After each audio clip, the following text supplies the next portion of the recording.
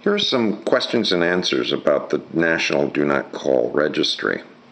We arrived at this Federal Trade Commission location by going, well, it says FTC Governor, and it has this list. But, let's say, Do Not Call Registry. That Do Not Call Registry is located at DoNotCall.gov. So, here are some things. Who manages it? Well, it's managed by the FTC, Federal Trade Commission. Why would I register this? It's to limit the telemarketing calls you receive. You have up to 31 days from the time you register to stop calling you, okay? Now, there are some additional conditions, such as how soon after I register will I notice a reduction in calls? The telemarketers have up to 31 days from the date you register to stop calling you. So, I registered in April. By May, I was having fewer calls. That's true. And yes, you can get back on the list if you want to receive these calls. That's wonderful. Let's see, you don't get a confirmation that you've enrolled, but it says that you can verify that it's on the list by going to Do Not Call. When you make a complaint, they will definitely see that your number is registered. And then, you can put your mobile phone on the Do Not Call registry. That's pretty good. You may have received an email telling you that your cell phone is about to be assaulted by telemarketing calls. However, that's not the case. FCC regulations prohibit telemarketers from using automatic dialers to call mobile phone numbers.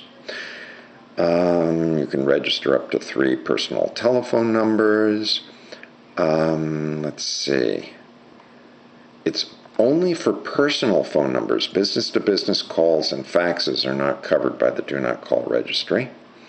The telephone numbers on the registry will only be removed when they're disconnected or reassigned, or when you remove it. So the registration does not expire.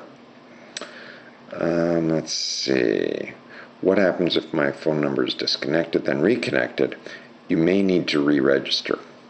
What if my area code splits? Do you need to re-register? Well, you don't have to re-register because they figure out what your new mobile number is. And let's see, why do you need my email address? That's interesting. We will send you an email, and you will need to click on the link in the email within 72 hours to finalize your registration. And we store your email address in a secure way, separate from your telephone number. We won't share the email address with telemarketers. That's good. Can I register online if I don't have an active email address? No. This is another case for having an email address. Can I reply to the email I got when registering? No, you don't need to really. And there's, different things regarding problems with registration. Now, here's the interesting thing. Will all telemarketing calls stop? No.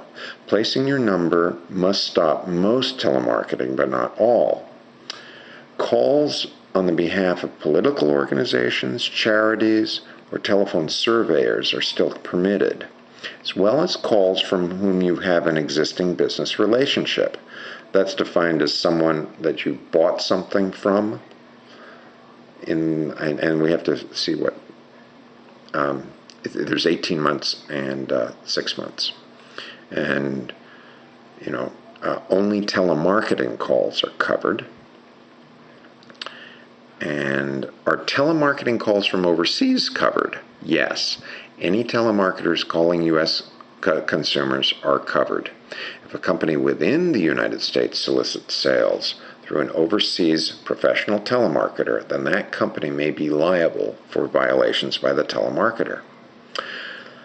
Let's see. If you give a company your written permission to call you, they may do so even if you placed your number on the National Do Not Call registry.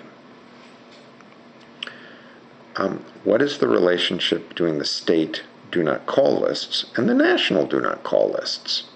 The national registry are as stringent as most state laws. Okay. Now, when filing a do not call complaint, when can I file a complaint? You have to wait 31 days, and then you can file a complaint. How do I file a complaint? You use the File a Complaint page. You provide the date that the company called and the number that was called, and you may also provide your name and number. Do not call complaints will be entered into the Consumer Sentinel system.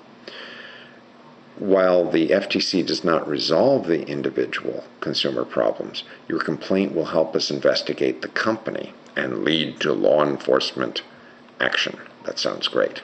Okay, now the thing to do is, okay, see this file a complaint? When you actually file the complaint, you hit there, hit continue. You put in your phone number,